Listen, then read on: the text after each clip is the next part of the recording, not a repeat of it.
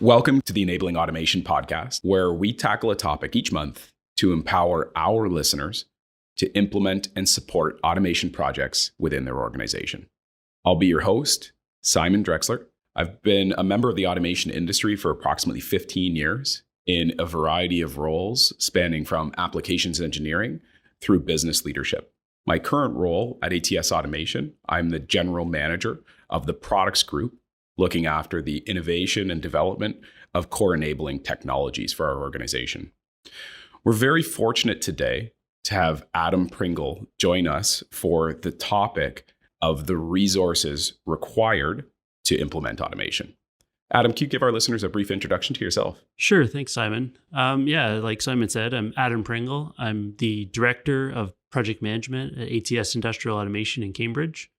I've been with ATS for 19 years and in the automation industry for about 20, starting with electrical design and working up to my current role as Director of Project Management. It's great, and just the absolute best background to be able to have this conversation with you today, Adam. I'm quite excited. So just to get started, let's jump right into it. What resources are required for automation? It somewhat depends on the customer, but the first step that they need a product that can be assembled with automation. So that involves a lot of, I would say, shared discussions with an automation provider, looking at their product details, how the product's delivered, and what the process to assemble that product is. That's sort of step one. Step two is they need a business case to show that it's going to work for them.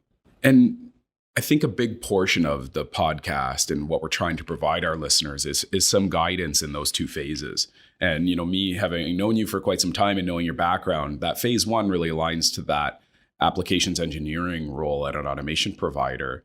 Can you provide a little bit of guidance to the things that our listeners should look for and the people they might want to pull into the discussion to evaluate whether or not their product is right for automation?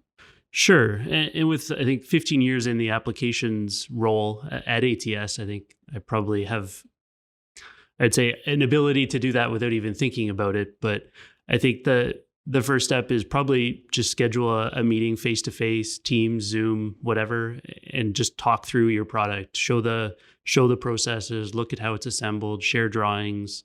But ultimately what you're looking for is, products that are fairly stable, fairly well-defined, and have features that allow for, I would say repeatable gripping, repeatable fixturing. If it needs vision, it needs to have right contrast. A lot of these things we can work around, a few here and there, but some products just aren't really easy to automate in a factory assembly automation perspective. And one of the analogies I use often, and I think one of the reasons I was so excited about doing this podcast in particular, is we have so many guests that we have on this series that have been in the industry for so long that it comes so naturally. And the analogy is almost like when you go to a carnival or something like that, and somebody draws your character, and they can draw your character in 10 minutes, and it costs $50 or $100. And it's not like you're paying for their time; it's that you're paying for their experience to have gotten so good at drawing that they can do something that quickly. And I think that you're that person, and your response is very much that, very naturally coming across, look at your product, make sure that it has repeatable gripping, make sure there's not too much uniqueness to it. Can we dive one level further and just say, what does repeatable mean to you? So I think from an automation perspective, it means that it generally needs to be a rigid part. It needs to have features that are, either parallel or round or something like that would allow for a robot or a pick and place or something like that with a machined gripper to grab the part and put it into a fixture or a nest or assemble it to another component that allows the following processes or the preceding processes to align to whatever build tolerance you're looking for, whether that's microns or, thousandths of an inch or, a millimeter. And it does very much depend on those processes and the tolerances that your part is designed to be assembled with. Thank you very much. And then the other part of your response was there's always something custom, no matter what customer, no matter what phase of the process you're at, no matter what it is that you're trying to do, there's always something unique about that process when we're trying to implement automation. How do you identify those unique pieces? And then what would our listeners do to think about how to enable the uniqueness with automation and automation technology? Yeah, and I would say there's probably two different levels of uniqueness. There's one that's not commercially available. So like we could buy a gripper actuator from like a Festo, SMC, etc. And that piece is not unique. It's commercially available.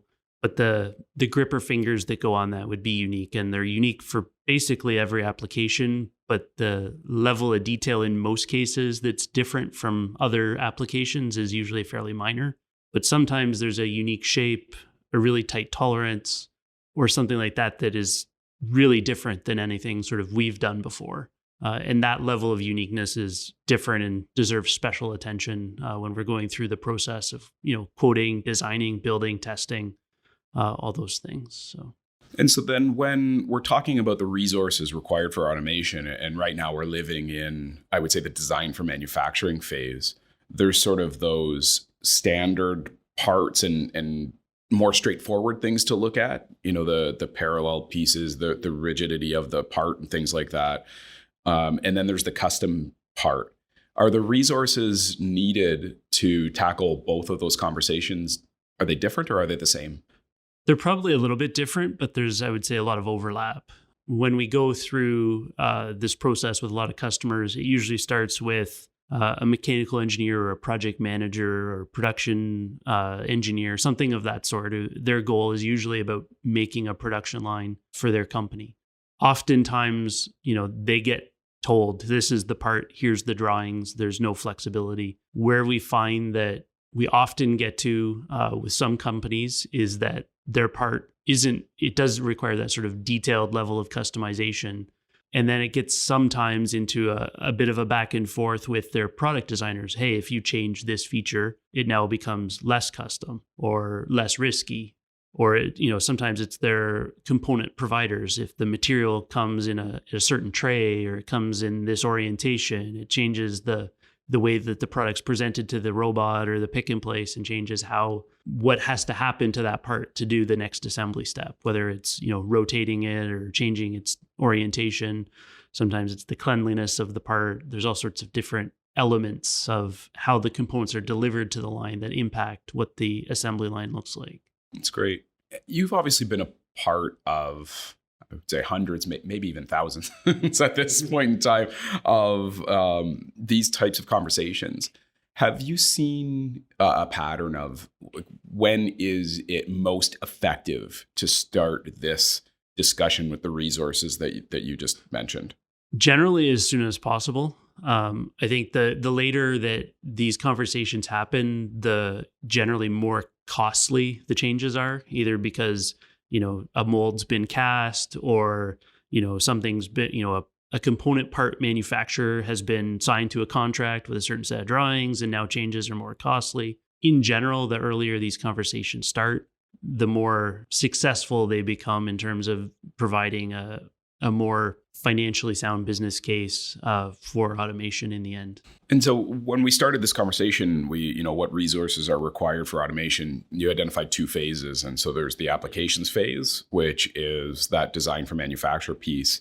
And then there's that next phase of the actual implementation. And so why don't we dive into that in a little bit more detail, and what resources should our listeners be thinking about to effectively set up that team to implement the automation that's designed on the other end of this conversation? Yeah, so that's a great question. I think it does change a little bit depending on the customer and their, I would say, level of maturity with automation. A company that has automation already generally has some people that I would say have experience in a number of different aspects of automation and can probably fulfill multiple roles. But if you look at it from a sort of role perspective, generally you need somebody from the maintenance side of the, running the equipment, keeping it running. You need someone on the control side. I would say typically a lot of customers will come with a mechanical engineer or production engineer, and the controls is kind of a black box to them. And so often decisions will get made early in the project that at the end of the project, they'll bring a controls person on who's confounded by some of the decisions that were made early on. Again, you need a mechanical person that understands the part, depending on the level of processing. If it's, a straightforward assembly, probably not, you don't need a process engineer. But if you've got adhesives or dispensing or curing or any of those types of processes, you need to have somebody who's fairly adept and knowledgeable on those processes involved. Sometimes that's outsourced to a supplier or some sort of contract subject matter expert, but sometimes it's, they have somebody that just spends a lot of time and becomes that subject matter expert themselves. Understood. And you mentioned something that made me smile, and, it's people coming on later in a project. And, most often the automation project life cycle can be fairly long, several months to potentially several years. And as people come on, they're confounded by the decisions that have been made before them and before their arrival.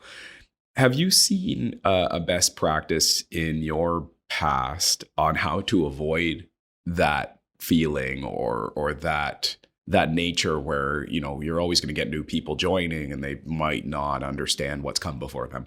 I would say, best practices, like the best practice would be not having new people, but that's probably bordering on impossible in most cases. I would say the next thing is, documenting decisions, whether it's through meeting minutes or some sort of summary on key milestones and when decisions are made. Explaining a little bit why they were made as well. Often there is a reason, and it's a series of compromises, and that just happens to be the compromise that potentially impacts later down the road. Other things that we've started using, especially through COVID with people working online, is just recording some of the meetings, either for internal use or with the customer, just for later on to go back, revisit a conversation. Sometimes we can change some of those compromises and make a change later on in the project. Maybe it costs a little bit up front, but leads to a better solution in the end. I like that one about recording major meetings. One of the things that we always suggest is at least try to maintain continuity of leadership through the implementation of a major automation application, because they're at least able to explain some of the why to the new people coming in. But, hearing a little bit more about how we're documenting and even, dealing with a pandemic and remote working, recording meetings, better notes, better highlight of major decisions made so that as new people come on, they have almost an onboarding package is something that our listeners could certainly plan for as a best practice. Yeah, and I would say most of those are lessons learned the hard way, right? Yeah. Like, especially, through COVID, some of the projects definitely delayed in duration. There was probably some of our customers had, I would say, more change in their workforce than we would have seen maybe 5 years ago. So there was a lot more of that churn, I would say, which led to some of those conversations, near the end of a project saying like, why did we do this? Continuity on at least one side is helpful, but ideally continuity on both sides is ideal to be able to say that. Yeah, this is going to take us on a bit of a tangent, but it actually makes me remember one of my automation stories is, implementing a significant piece of high-speed packaging automation. We got about 3/4 of the way through the implementation of the automation, or at least the design and build of it. And someone came on that started to evaluate the supply chain that was coming to the automation and identified that the way that we were feeding parts into the system was actually impractical for their vendors, their sub-vendors. Yeah. Because the decision was made early on without including the people who were actually feeding parts to the line. Yeah. And so that led us to not scramble, but to, make some urgent changes to the piece of automation we were building. Yeah, and I think, I worked on that project with you and fairly knowledgeable about what went on there. And I think one of the key things there, it was a bigger company, and bigger companies tend to have a lot of departments. And I would say that's another problem we do see with some of the bigger companies and lots of departments and lots of stakeholders, is that oftentimes for project efficiency and meetings and approvals, they try to keep the team small, and then the other people get sort of brought on later, and their voices maybe aren't heard at the appropriate time to best coordinate with their needs. And I think that, ideally that's done earlier, or it's identified and, evaluated to meet, whether we're meeting their needs or not, because effectively, they're internal customers. I would say those types of challenges in one form or another sort of come up fairly regularly. Yeah, and you deal with maybe more large companies than I do in my business unit. I'm dealing more with smaller companies. And so one of the things that gets more challenging with any initiative, let alone an automation initiative across a large organization, is alignment of resources. Have you seen any of the major partners that you work with do that exceptionally well? Is there something that we can share with our listeners as a nugget of advice there? I would say that there's been a couple of different things that have proven effective. I think we've had some customers with a fairly significant continuity across multiple projects. So we end up almost effectively like a joint project team on both sides, where the same people are working together, one project to the next. That's, I think, proven very effective for both sides in terms of efficiency and just understanding the needs of each other. I would say in some other cases, we've had assigned resources. So we have a customer currently, pretty big customer, has assigned an engineer who's actually, in our building almost every day. Turns out that they, aren't living that far away. So it's been convenient for them, but that's allowed them to be sort of a central point of contact to help facilitate conversation on both sides, because there are so many players and departments and, divisions and whatnot involved. It's sort of a conduit of communication. And so this has been an interesting discussion, because even for me, I wouldn't have framed it this way coming in, but it's almost like we should be planning for people to come and go inside of an automation project. If you're implementing technology, there's a number of different stakeholders involved, but a best practice would be to keep some level of continuity from start to finish. And maybe depending on the complexity of the project, that continuity team might look different. But a key best practice is some level of continuity. I think, I would say in most projects, we plan for a project team to be on a project the entire time. But, and I think most of our customers do as well. But I think one of the things that makes us and our customers successful is, promotion from within and, treating our people fairly. And I think trying to keep someone on a project that, is eligible for a promotion to, a different level or a different division or something like that is probably not fair to the employees and probably doesn't treat the projects well in the end. And so I don't think you necessarily want to plan for every individual employee to leave the project, but in general, know that there's going to be change. Interesting. So let's shift back to something that you said around organizational maturity. What do organizations do if they're starting at the beginning? They're immature in the technology implementation. Maybe this is the first piece of automation that they've ever implemented.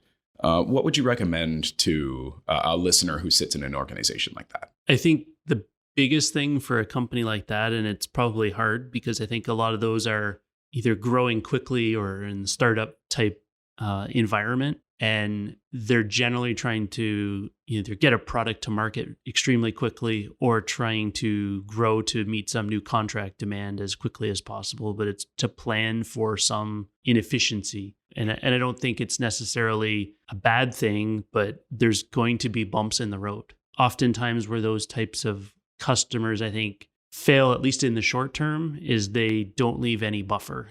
So they end up making decisions to meet a deadline, whether it's not having, they can't get their parts in time, running into supply chain delays is a common issue right now, or product change seems fairly inevitable in a lot of market spaces right now. And if they don't have a little bit of leeway in the back end of their schedule, often what happens is they'll do an incomplete acceptance test at our factory, and the line will get shipped in less than ideal condition and arrives at site. And generally there's still maybe not as many parts as required. So we sort of get through that initial phase.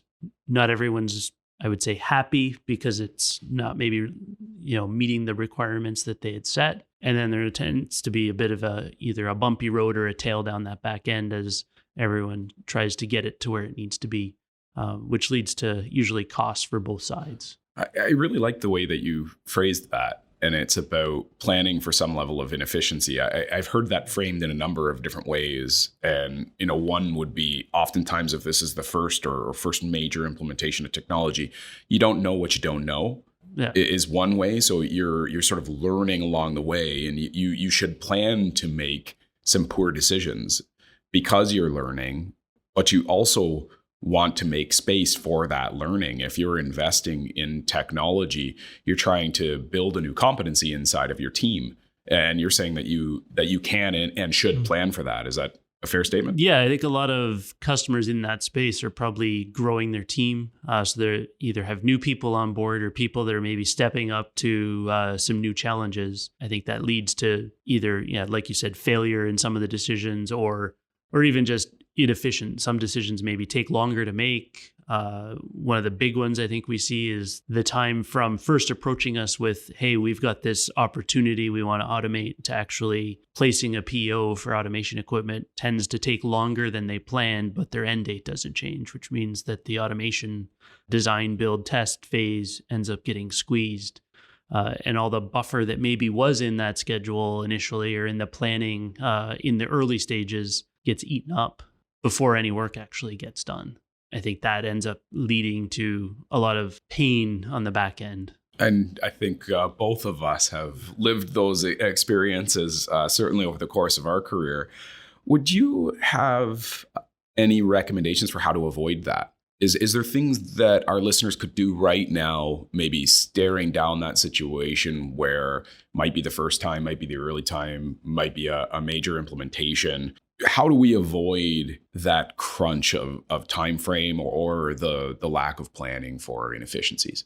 I think some of the things where we end up seeing that are, it's at that PO time. It's a lot of, I would say, wasted time between, the RFQ and the PO. And I think that deadline's often treated as a soft deadline, and maybe it needs to be a little harder, like the start of production deadline. Yeah. That would probably be a way to maintain some of that buffer that's usually built in initially. Mm-hmm. And then after that, it's just, I think, regular communication, understanding that, week to week, there's probably some variation, but, how is the end date looking? But committing the people on their side, the, parts, the product designers, the customers or the suppliers, the customers, whatever the case may be, that many of these sort of intermediate milestones or gates are just as critical as the one at the back end, and delayed decisions early, just put more pressure on the back end, and more pressure usually is not good. It's a great piece of advice.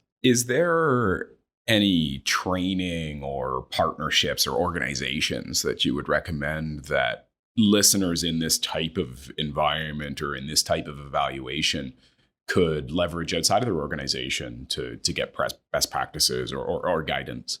Well, yeah, aside from like PMP or something like that for project management planning, I would say just talking to one or more automation providers is probably the best example. The front end, so our sales and applications team are fairly well versed in how a project runs and how to plan for it. And I think that through that conversation, whether it's coming and visiting our site or, another automation supplier, we've arranged discussions with customers in the past so that, one potential customer talks to a prior customer and sort of builds up a level of confidence and trust that, we know what we're talking about, or the automation provider is aware of the challenges of doing that. I think that's probably a good avenue to try to really understand the challenges that lie ahead of them. You said a word there that's important to me, and especially in the business unit that I'm a part of, is trust.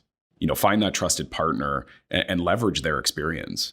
And that might be different depending on your industry. It might be different depending on your stage. But there are people sort of out in the world that have done this before. And, find that trusted partner, leverage their experience to put together a plan, and then stick to that plan, especially at the front end. Yeah. Yeah. And I think in most projects that I would say, 80% minimum of the project has been done before, if not 95 or 99%. I would say typically most of it isn't really all that unique. Maybe it's slightly different, a different cycle time or a different part shape or geometry, but most of the processes have been done to some degree before. And that's interesting because when you go to a machine builder, an automation provider, especially one that's working across industries, the been there, done that catalog that has been built up over years of deploying automation gives you the ability to say that and say that so confidently. We've done it or we've done something similar before. Now we're going to leverage that part of our catalog, our experience, our history, and we're going to put it on this. Yeah. Yeah. And I think through the experience in the applications group, I think my one big takeaway from that whole time was that while we're selling automation, we're at a early stage and it's hard to visualize necessarily what the final product is going to look like. What we're really selling is confidence. We're telling them, essentially that what they're trying to do, while challenging, while unique to them, isn't really all that unique. And it is a series of things we've done before on different projects assembled in a unique manner for their product. And so I think that's a really interesting piece of advice and a really interesting framing for any listener where this is new to them. Because it's new to you, absolutely, there's some level of uniqueness, but to those that have done this before, we're pulling references, we're pulling processes, we're pulling bits and pieces that have all been done before together into some unique way. It's still unique, but not as risky as it may be perceived inside of their organization. Yeah, and I think that final sort of leap of faith, if you will, I think can often be overcome in my experience with coming and visiting us and looking at what we're doing on our floor with, some of our other customers today, and seeing many of those same pieces spread across different pieces of equipment. And we're saying, we pick that robot and we pick that dispense process and we put them together, and that's what we're offering to you. Interesting. Coming back to the topic of today and the resources that are required for the implementation of automation. A lot of our conversation today is, there's a number of different resources required. There's a plan that could span many months or potentially years. Are there recommendations that you would provide the listener to educate decision makers inside of their organization to be able to allocate the right resources at the right time to a project like this? It's a complicated question. I know, a big question. Yeah. I'm not sure if there's resources that would say that explicitly. Maybe there's textbooks that somebody's written or, business type books on that. But I would say to probably plan more people than you think you need up front and for longer durations. Not necessarily that the project's going to take longer, but that it might have, you'd probably want to start them a little earlier on the project, and you probably want them to be on the back end of the project a little longer and not have some other competing need that's taking up their time when you're really trying to finish that project, because they just end up with, sacrificing one or two projects at that time. I was actually hoping that's how you'd answer that question, because that's what I've seen as well, is you want to identify the team that you need and then allocate them as early as possible. And then also make sure that they're not being pulled off or pressured to leave the project before it's ready. Yeah. And I think you touched on such a key topic that no matter what the technology implementation is, whether it's simple, ranging all the way to up to complex, you're learning something along the way, and you should plan to learn. There's going to be some level of inefficiency, but you're trying to build an organizational capability. Yeah. And I think even though we're talking about automation, we're talking about robots and whatever, it still is people that make it work, whether it's our people or the customer's people, or both, really, ultimately, through that design phase, through integration and making it work for your product the first time on our floor, or when it gets to site, getting it to speed to make good quality products, and meet your manufacturing needs. That's when the customer's people need to become the experts on the equipment.